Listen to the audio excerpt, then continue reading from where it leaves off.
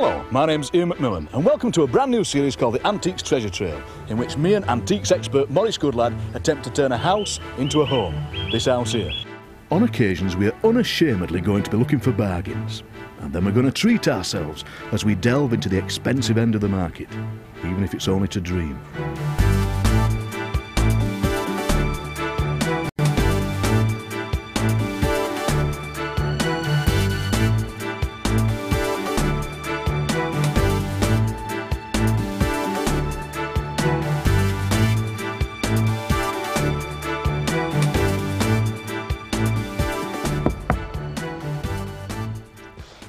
Good morning, Maurice. Come in. John, nice day. John and Jill have just bought this house in a small village called Thornton Dale in the middle of the North Yorkshire moors.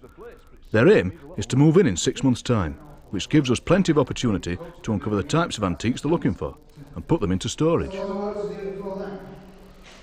really is a lot of work to be done. But we're going to start off particularly by focusing on the kitchen and the dining room, aren't we? That's right, yes.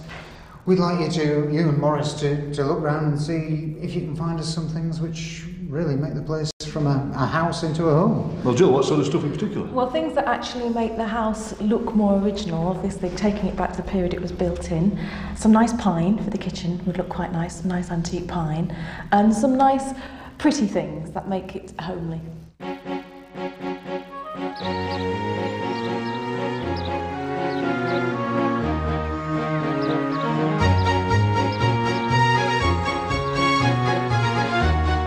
So, on a beautiful summer's day, the challenge has been set and we're off to work. First stop on our trail is a car boot sale, where thousands of people now spend their Sundays. Whether you're young or of a more mature age, there's plenty of things here to see and do.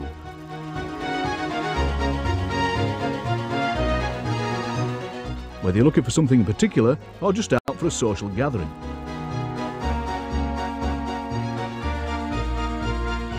Early Sunday morning, and look at this place. It's really thronged with people because we're at a car boot sale. Because a car boot sale is a great place to pick up bargains. You can spend 100 early mornings and pick up one bargain, but it's worth it. In fact, I might have missed 1 or 2 bargains already, so I better get off. It's quite exciting and mysterious to think that there might be somebody at a car boot sale who is selling something that they have no idea what the value is. Right, troops, we've got £20 each to go off and get a room full. Right, a room full. So off you go and come back with as much as you can carry for £20 and no change. Right. All right. See you later. Right. Right, Come on, Rosie. What's this then, Maurice? Well, it looks quite interesting. Traditional design. However, underneath it says Clarice Cliff, which is a very famous name. But Clarice Cliff was famous for very Art Deco pottery. And this is actually, as I said, a traditional design. So therefore it wouldn't have the value of the real Art Deco design. We picked these up for £30. We felt they should have been worth about £75. It'll make a lovely decorative ornament in John and Jill's kitchen. It was a great way to start the day. It wasn't that John, Jill and the family didn't trust Maurice and yours truly, but they couldn't resist a morning out in the sunshine, rummaging around cardboard boxes, which of course is the great appeal of a car boot sale. Our only real advice here is that it certainly helps if you've got an idea of the sort of thing you're looking for. And as Jill proves, it's definitely worth having a closer inspection of everything you do fancy, as there's often more to something than meets the eye. Any other little gems? Maurice quickly got fed up with me asking him questions, so he let me loose for half an hour with a few pounds. That's another great joy of a car boot sale. It's difficult to spend a great deal of money. But the question is, will you discover something of value? I like this. It's only 20p. You could just stand it up on your shelf. Might look nice with a light catching it. I'll have that. What about this? Silver Jubilee, 1977. I wonder if that's worth anything. It's only 50p. I'll buy it and take it back to Maurice.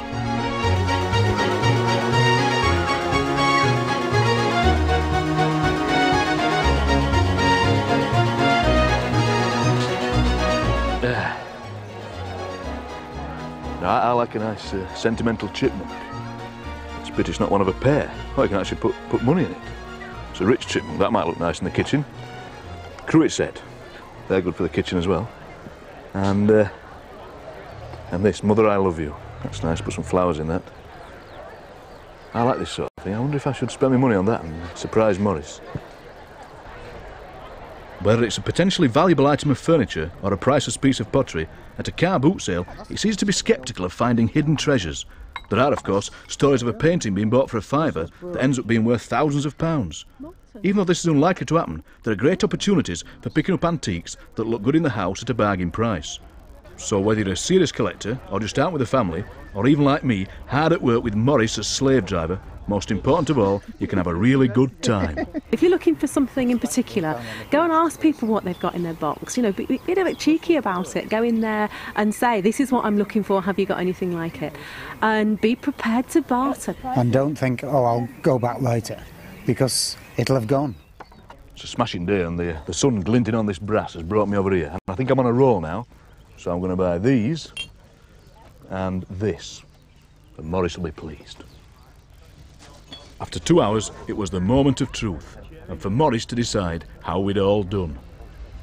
Got that, which I thought was quite nice. I don't know what you think, Maurice.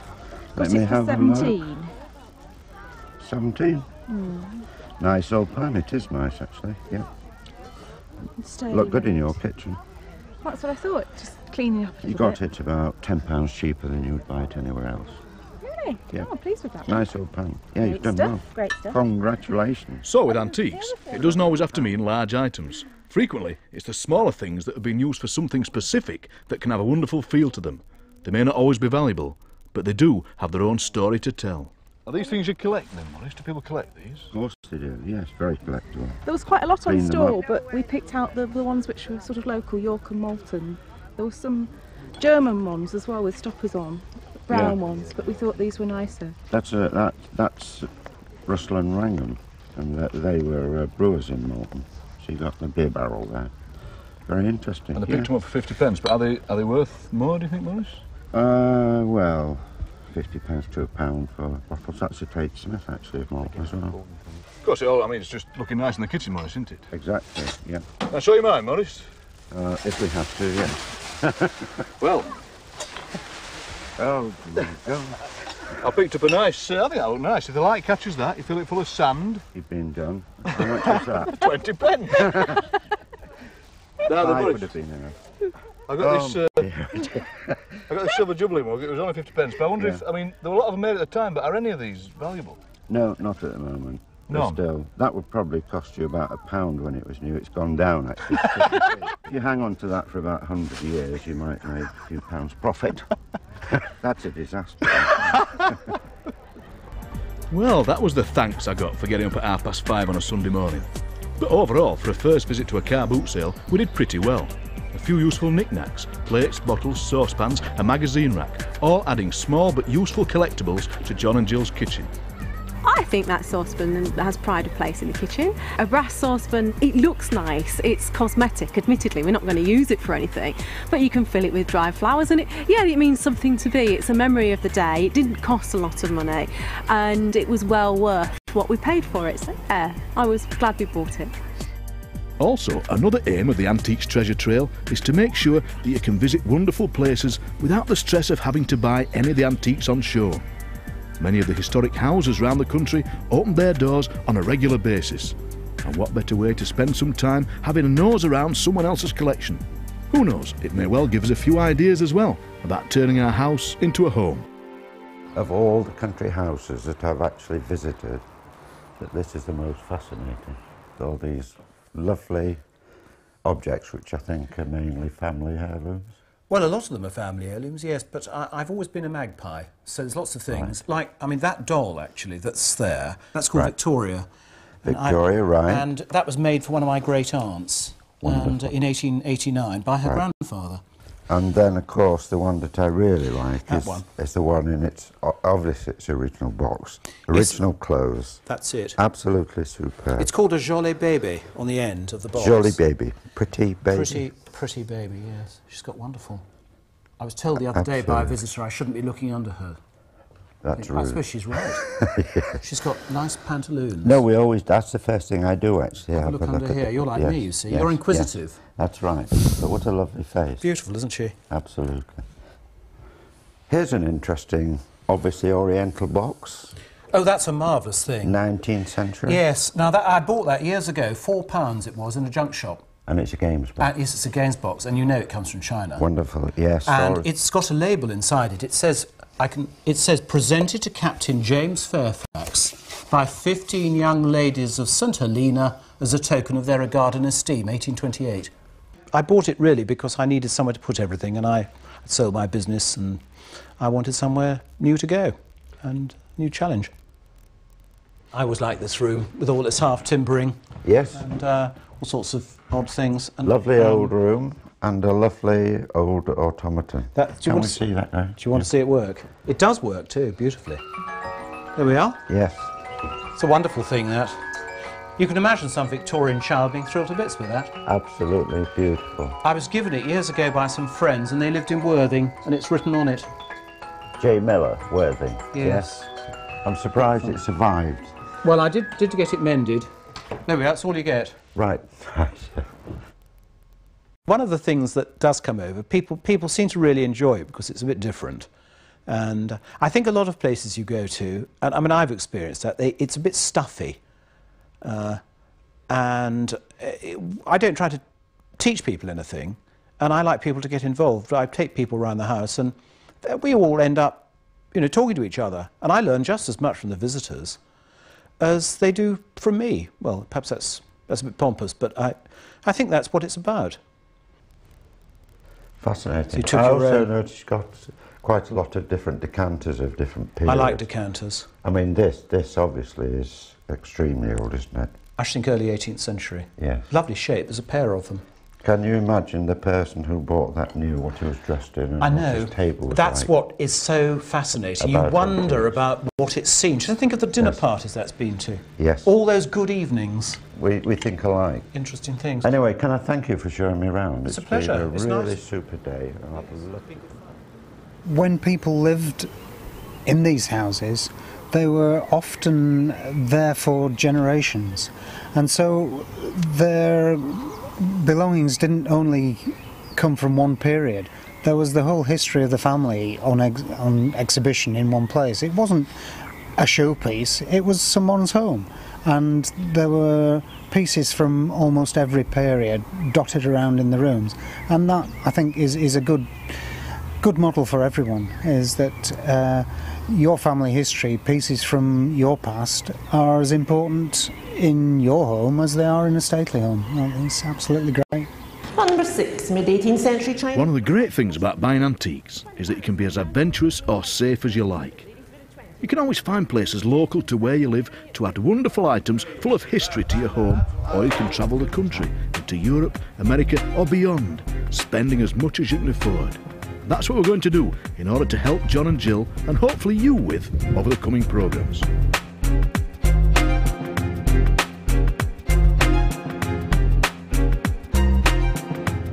What do you think this is?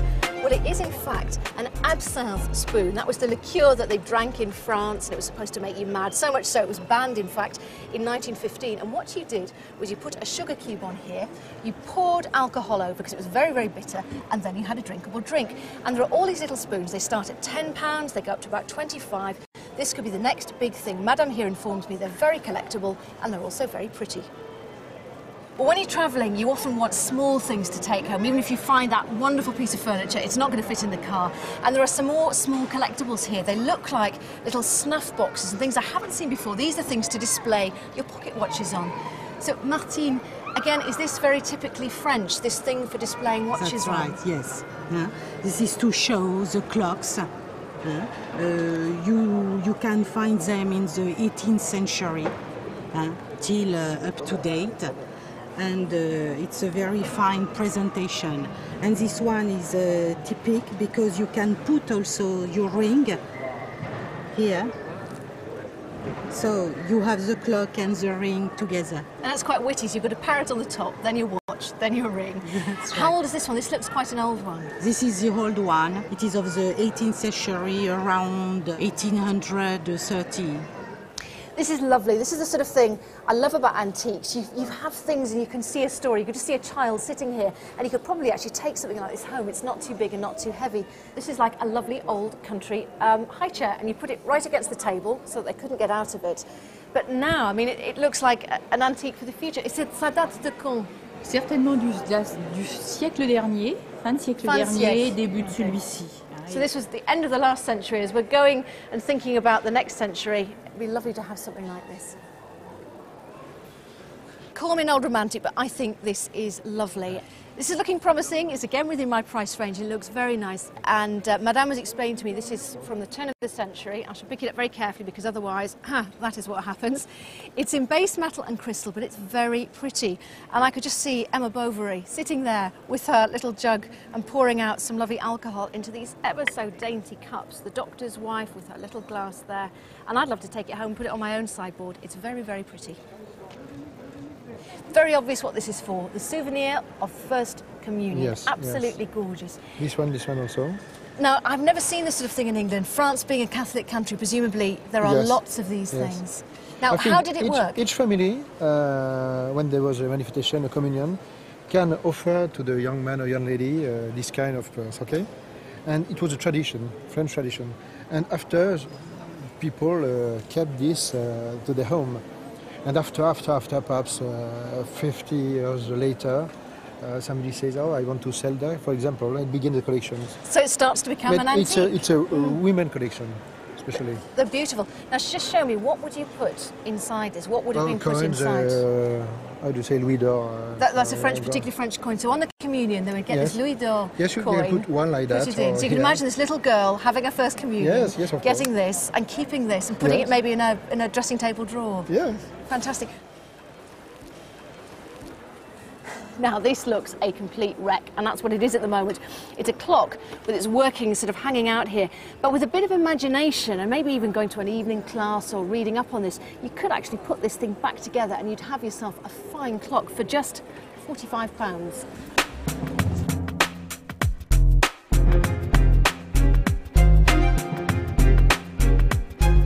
We get the whole gamut of weather, don't we, Maurice? From rain to rain. Rain and wind, yeah. But we're now in this lovely quarter of Dublin where we've got lots of antique shops selling all variety of things, and lots in restored condition. This is a contrast to what we saw earlier. Yeah. And we walk down the street and we find this nice Victorian child's cot, which with a little bit of work would be extremely nice in any nursery. What we have to do, we have to get it all sandblasted, actually, get all this old paint off, which probably contains lead, which is not good for children. Is this original paint, or has it been done up? No, it's been repainted, actually. Right. Get it all polished up, resprayed, probably in black, which is the in colour at the moment for Victorian beds.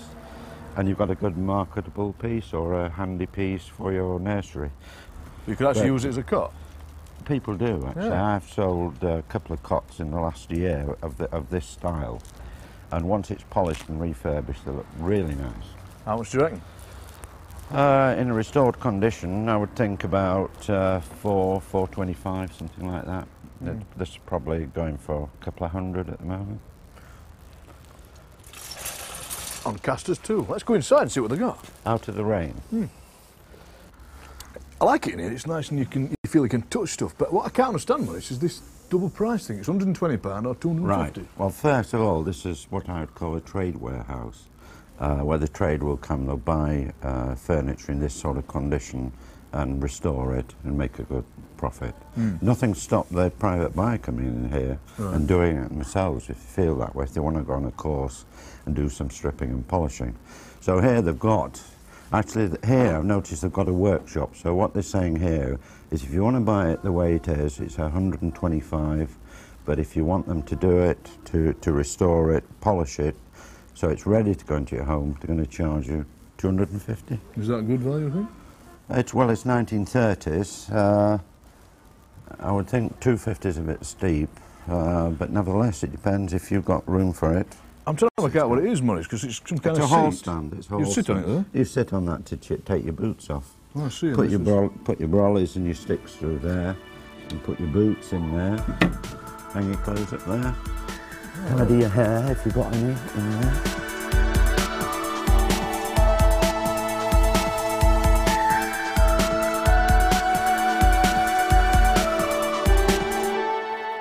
advice would you give someone coming in here for the first time?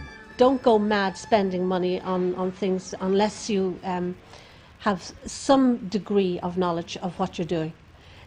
Because many times people come in and they see stuff and say, oh, that'll be lovely in the house. Oh, I'll have to have this. Oh, you've got to pick the right little piece that would be suitable for them to restore. I get a lot of people coming in for restoration classes, for instance, and they want stuff that's easy to carry in and out. I mean, this place is so full of stuff that you've really got to have an eye for the stuff. And the first time somebody comes, if they can just take something small and something that doesn't need absolute methodical restoration in depth stuff that they could not possibly do and they wouldn't have the skills to do, they start off in something that's simple enough for them, and once they get the basics of what's needed for a small piece, then they're sailing through everything as they start tackling bigger pieces as they come along. And customers come back all the time. They come back in for far bigger pieces, and I'm saying to myself, they'll never do this. And they're bringing me in pictures before and after, and I'm amazed. Of course, you wouldn't want to get old like this old pot, would you, Maurice? Well, actually, you call it an old pot and it looks dreadful, so it's ready for the bin. But it's actually a very early cast iron farmhouse kettle. Oh. Now you look at it and it's flaking with rust. So it just comes away and you'd think it's got to be the dustbin. But in actual fact, if you get that sandblasted, till you get down to the metal again, then give it a quick polish with the old polish that used to do great lead polish. Mm-hmm. It'd be absolutely beautiful. It'd be a prize piece in my antique shop. How much? And it's, well, to buy in its present state, I would hope £30 or something. Mm-hmm. And it's got its handle missing, but I've noticed that fortunately they've still got it. Oh, right. So there's no problem actually in putting that back on. It's obviously been riveted through there. But honestly, sandblasting it won't hurt it. No, it'd make it a bit thinner because all this is corroded. Aye. But nevertheless, you'll get down to the original cast iron. This is really what you're always looking for, isn't it, Maurice? That bit of treasure that you might walk past, that I walk past, and you pointed out, but it can be that thing that you take home and restore and it's on your fireplace. Think, yeah, I found that. That's right. In a back street in Dublin, I've done this. Yeah, I'm sure. The only problem you've got is getting it home. If you walk through the street with that, they'll think you've gone mad. But when they see it in its restored form, they'll say that is a nice piece. It's amazing, Maurice, isn't it? There's something everywhere you turn, and look at this. Now, I'm often on the radio, as you know. But you're all... That's true. I love these. Not that I've heard you very often. This is just like me Uncle what I love is the romance of these names. Places that you've heard of, like Paris, Brussels, Barcelona, Luxembourg, but places you've never heard of. Hilversum. Hilversum. That's a famous one. It is Hilversum, Northolm, Athlone, Vienna. Now, it says it's working, but I don't think it matters if it doesn't. Well, it'd be nice if you could get that hiss and whine that these old radios get. That's true. And this is what? This is probably just post-war. Or it may even be pre-war. If it was pre-war, they may have listened to the start of the 1939 war on it and listened to all the speeches and Churchill's speech in 45. That's true, actually. The thing is as well, that what it is, it's a box to the world, isn't it? That's right. You're sat in your house in Barnsley, but you can get to Hilversum, Florence, Marseille. Excellent. Well, I hope you've seen that over the next few programmes we're going to make a really exciting journey through the world of antiques as we try and turn John and Jill's house into a home. And I hope that you'll also feel comfortable about trying some of the ideas out as well, because this is just the beginning.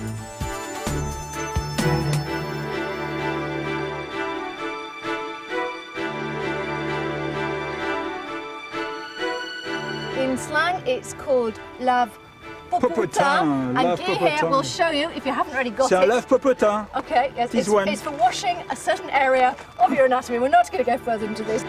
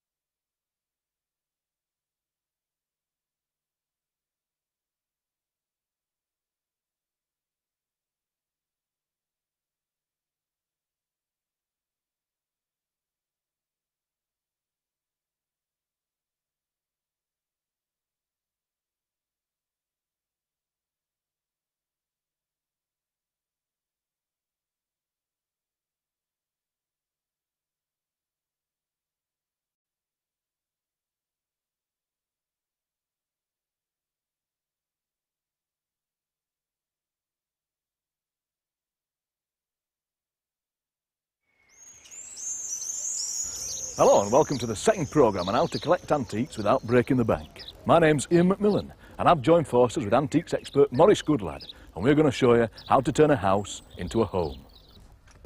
Oh, good morning, Maurice. Hello, Come in. John. Nice day. John and Jill have just bought this house in a small village called Lille in the middle of the North Yorkshire moors. Their aim is to move in 6 months' time, which gives us plenty of opportunity to uncover the types of antiques they're looking for and put them into storage.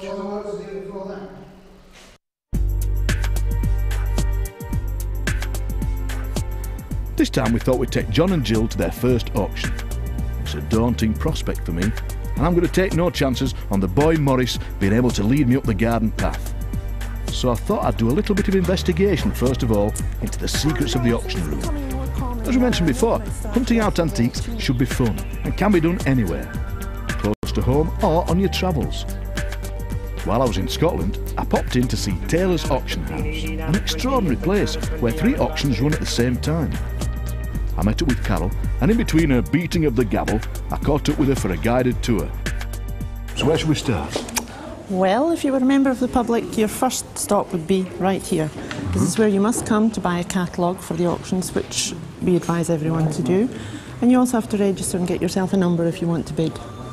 So this is the first stop, buy the catalogue. What strikes me as soon as I come in here is I'm a bit overwhelmed. There's so much stuff. Yes, lots of lots. Of course, tonight we have a specialist painting sale, which is all on view, and a wine sale.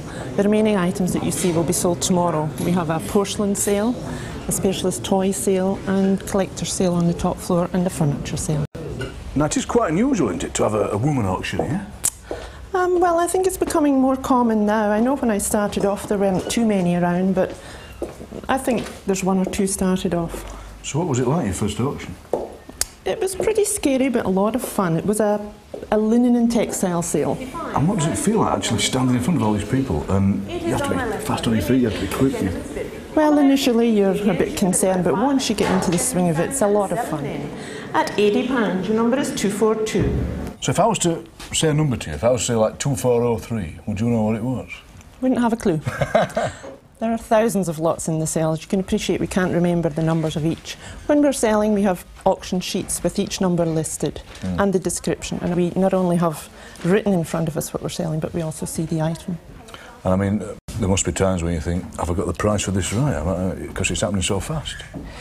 Yes, but you must keep track. You know the value of each item that you're selling, and obviously you have to get it close to the price or else you can't sell it. You know, you must get up to the price it's worth. No rest for the wicked. Straight back up to Thorntondale and the next set of preparations for a busy day ahead.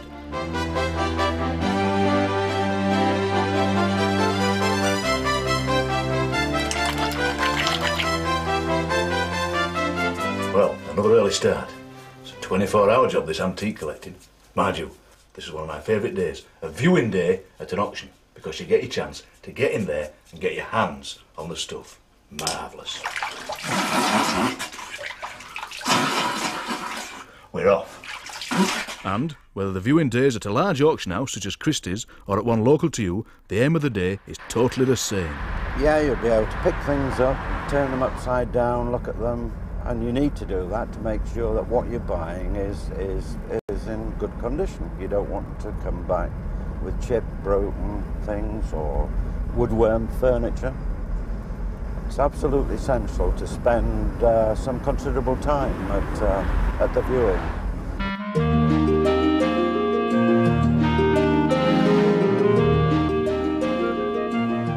Although auctions are one of the familiar ways of buying antiques, for many of us there's a terrible fear of the unknown as we enter into what seems to be a totally different world. Initially, it seems that everyone around us knows precisely what's going on, but all is not what it seems. Help is immediately at hand. The first thing to do is buy a catalogue. This gives a guide to all the antiques in the room and a rough idea of the price you should expect to pay. Right, Maurice, we're away now. Right. The viewing day of an auction is like being let loose in a museum where you can touch everything without fear of being told off. Our first piece of furniture was a Georgian double chest, and immediately Maurice got stuck in.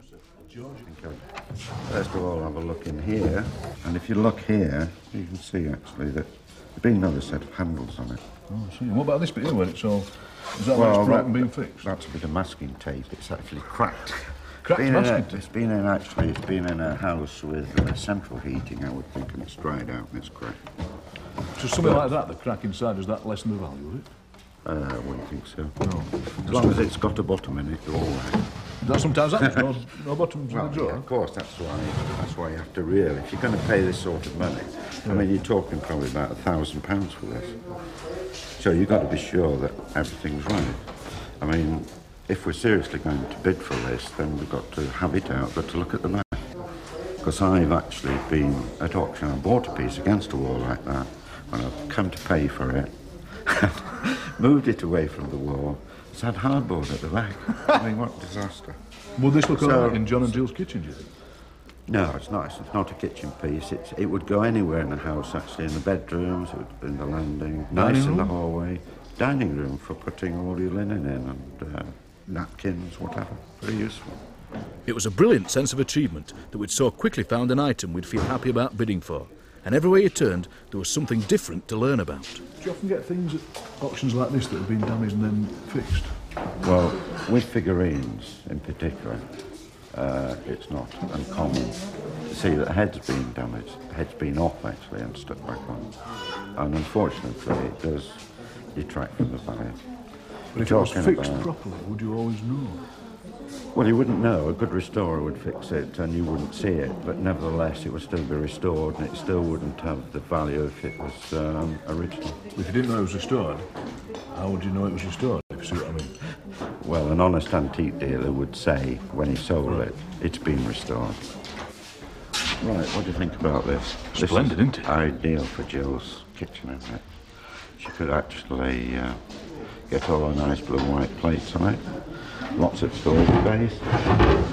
Couldn't be better. I'm surprised it hasn't got a back. Do they have the backs these days? They didn't always have backs, actually. I So think the more money you paid for them originally, you got things like backs. But say we bought that Georgian thing before, would they go together? Can you mix and match like that? I wouldn't mix, actually, a Georgian oak with a pine. This would go in the kitchen, and I would assume that the Georgian oak, chest on chest, would go in the dining room. These catalogues are really useful. They take the guesswork right out of it.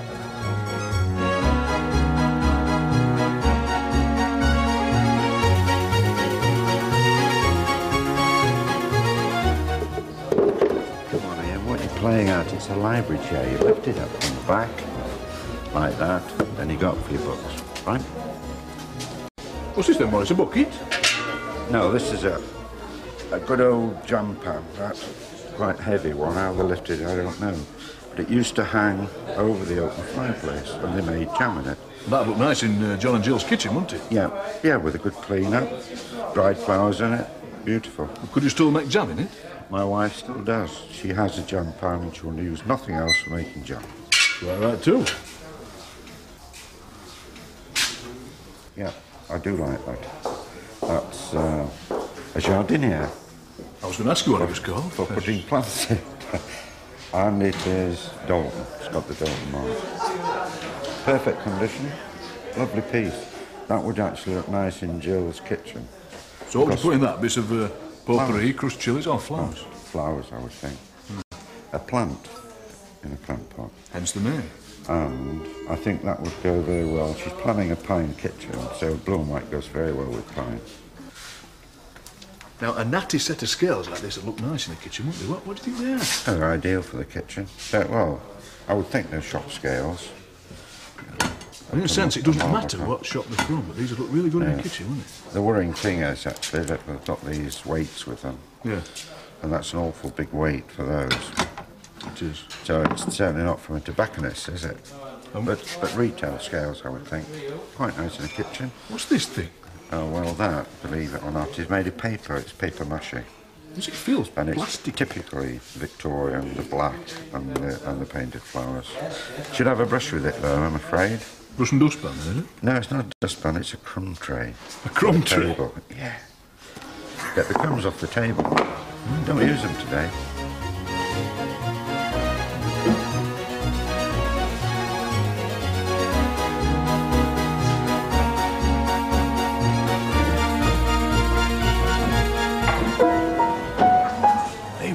Fancy a duet?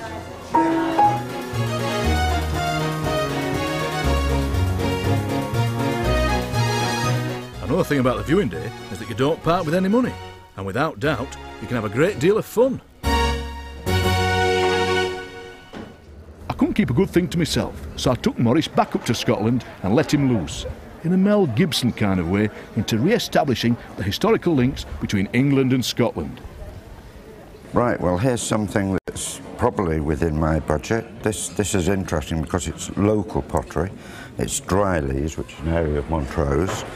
And if you look at the glazing here, it's all run. The weight tells me that it's dry leaves. Whether or not I would want it in my collection, I don't know. Where would you put a bedpan? You would probably use it for a plant. Use that end for watering, why not? Now this particularly caught my eye. This is a Scottish snuff bowl, which is late 19th century, silver top, very collectible. I love it, but I'm afraid it won't be within my price range. But I'm still going to have a look at it. There we are, little beauty, silver top, nicely engraved, no snuff in it. If I had a budget of £100 for that, then that would be mine. I think it's really, really nice. Thank you very much. Thank you. Right, it's important actually to keep looking, because every time you look you find something that you didn't see the first time. This one I missed actually. This is actually in the catalogue, and I didn't realise that is Scottish pottery, and it's quite a nice Victorian figure. And the estimate actually is below my budget, so I'm going to go for that. The estimate's £32.50. I doubt whether I'll get it, but nevertheless I will have a try. And moving on, I've also found something which I particularly like here. This is Oriental again, 18th century, nice blue and white plate. They got a very low estimate on that of 20 to 30, so hopefully, with a bit of luck tomorrow, this will be mine. Lot number 6, mid-18th century Chinese blue and white porcelain plate. £20, £20 only for the blue and white plate. 20 is your bid, ladies bid at 20, in the middle at 20. 2 is the gentleman standing near me at 22. 24, ladies bid sir, 26. 26, the gentleman, madam, near me at 26. On my left at 26, gentleman's bid, standing and selling men at £26. 234 is the buyer, thank you. Well, I got that well under budget. I would work that out about £30. I've got £20 left to spend, so we'll see how I do later on. Lot number 67, Victorian Scottish pottery figure group of 2 lovers. £10, £10 for the figure group. 10 is the bid, gentleman's bid at 10, standing at 10, 12 in the seats. 15, 15 is in front, near me at 15, gentleman's bid at 15, with the gentleman near me the bid is 15, 18, a lady now, 20, 20 is the bid, against you 20, 22 in the seats, 25, 28, 30, standing at 30, against the lady, a gentleman's bid at 30, against you in the seats. I pulled out there at £20, that's all I have left. I was hoping for too much, but nevertheless I've had a good buy earlier on. And it's important actually to set a limit at auction, not go above it. Don't get auction fever. It's £5, £5 a lady's bid. In the seats at 5, with the lady now, the first and only bids with the lady.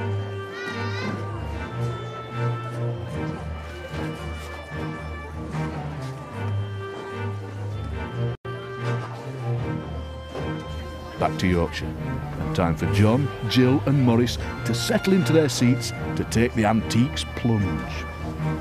I was quite nervous around the idea of bidding, or people thinking I was bidding when actually I wasn't, and that held a degree of trepidation for me, in that I didn't want to end up with something that I wasn't really bidding for. So I was a little bit nervous in that respect, but I found it very exciting, very interesting. I think it was good to go to an auction room with somebody who'd been before and somebody who was professional, because I think I probably would have been a little bit worried about picking up something that wasn't actually genuine. So to have somebody there who can help you. But there's a certain amount of security in an auction room as well, because things have to be advertised as they are, and there's a certain amount of comeback in an auction room. So there's a little bit of a safety net there as well. And also you can pick things up and have a close look at them, and that's really important. Well, I've left Jill and John in Maurice's capable hands to do some bidding at the auction. And I'm off to a place called Scolby, near Scarborough, where I've heard that a man can do amazing things with antique pine. The trouble is, I forgot, we've only got one car, and that's a problem.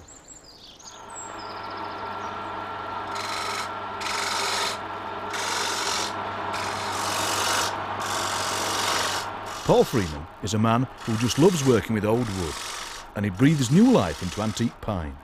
In many cases, the wood he works with would just have ended up in a skip. After I managed to cadge a lift, appropriately in a passing bin wagon, I got the chance to ask him why he'd got started. I started because I found that modern wood, a lot of the wood that you buy today, wasn't really very good quality. And once I set up a dipping tank, and I could dip old wood and bring it back to its former glory, then it was a lot better to work with. There was a lot more silk involved in the wood, a lot more richness of colour. So consequently, that's what got me started. I mean, I know you work with old wood. Do you sometimes work with old tools? Well, as you can see on the bench, I do work with old tools. All my chisels have got different handles. I used to work years ago with modern tools, plastic handles, but if you handle chisels all day long, you can't beat wood. And they're all different shapes, but then again, it's nice to work with different shapes. I can pick a chisel up with my eyes closed and know what chisel I've got.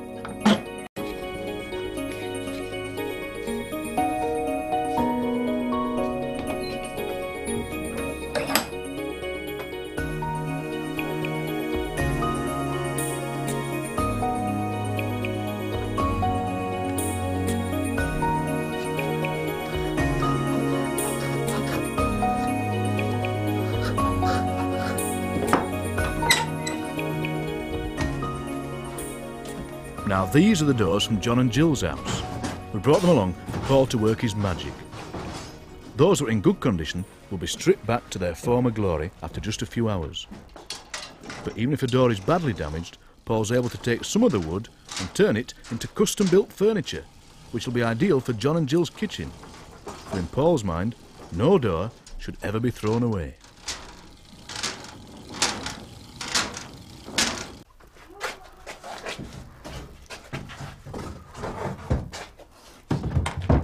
That's a lovely door. That's a good door, is that one? Yeah. It's got a nice silky pine, no burn marks, one or two holes up there for coat hooks, but apart from that it's not too bad. There isn't even a Yale hole in it, so we're quite lucky. And it's nicely balanced. If it weren't an insult, I'd say we're just like new. Well, yes, better than new really, because it's nicely seasoned, and it's got this lovely grain texture running throughout the lock rail, and the bottom rail, it's not been cut off either. A lot of them have been cut down here, so they're not in balance, you see. But that one's in balance. That's a good door, is that one? That's a good door. Show me a bad door. I'll show you a bad door. We'll stick this one over here. Now, this is a bad door. And surprisingly enough, we get a lot of doors where people have played darts on. And, but I can do things with that. I can do things, because the other side's okay.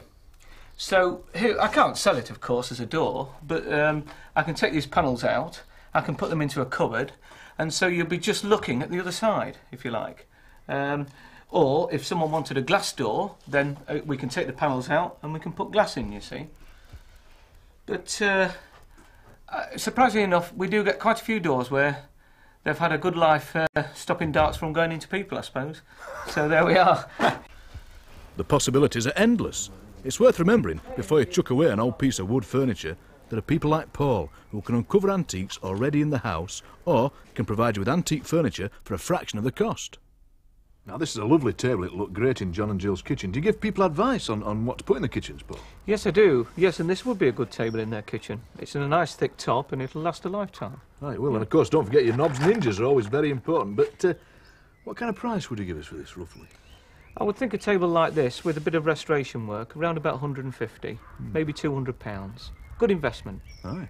100 bid, £100 in a bid and 10, 110, 10 bid, 20. You just went over what you said, Maurice. How much did it go for? 20. Just because it was the actual day of the auction, there was still no reason why John and Jill shouldn't be enjoying themselves. Without question, there's a terrible fear that wiping sweat off your top lip or a nervous twitch could mean you end up spending a fortune on something you didn't want. But there really is nothing to be worried about. £19.45. I think when you're actually bidding for items, it's nice to feel relatively nervous. It's a nice buzz, it's a good feeling to have. Because you've got that feeling about the fact that you know when you've got to stop, that you've got to keep that in the back of your mind, because it's also easy to get run away with, yes, I want that item, and end up paying more for it than you can actually afford. So there's all these other things going on in your head as well. So it is a really exciting feeling, and quite a nervous feeling as well, because you always like to think that nobody else is going to bid for it. And then, of course, if there's 3 or 4 other people in the room bidding, it is a very nervous feeling. And when do you come in? When do you start bidding? Do you start at the beginning and show that you're really interested, or do you wait a little bit? It's really exciting and enjoyable. I really enjoyed it. I'm controlling the bidding. £38 in a bid, £40 in bid, done then at £40. Do you think people sometimes get nervous about coming to these because they assume the room's full of experts? Yes, I would say that virtually there's a large section of the public who are too nervous to come into an auction room.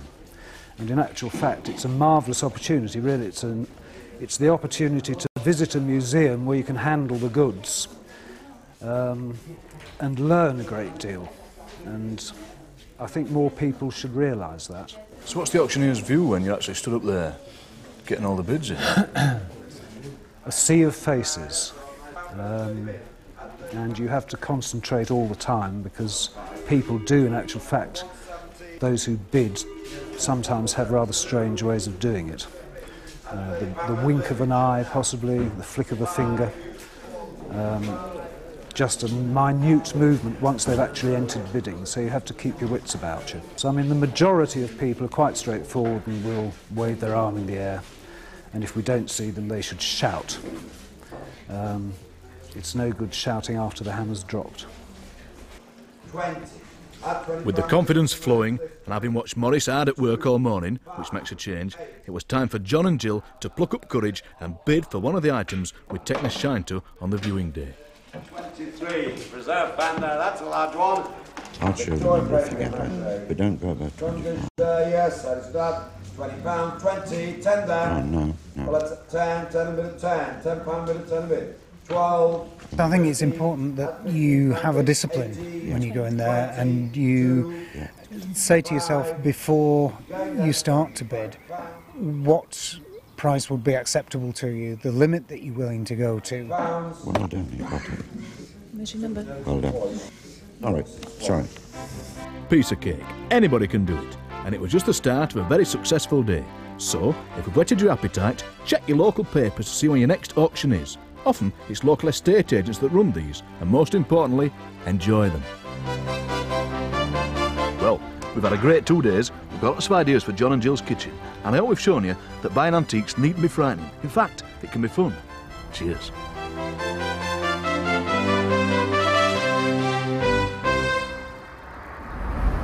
Now then, Maurice, there was once this Yorkshireman and his wife died, and they said, he said, I want you to put, he said to the stonemason, I want you to put the words, she was thine, on the grave. And the stonemason got it wrong, and he put she was thin. And the guy went to see it, he says, you've missed out the E. He says, oh, I'll alter it. So when he went back, he said, E, she was thin. Yes.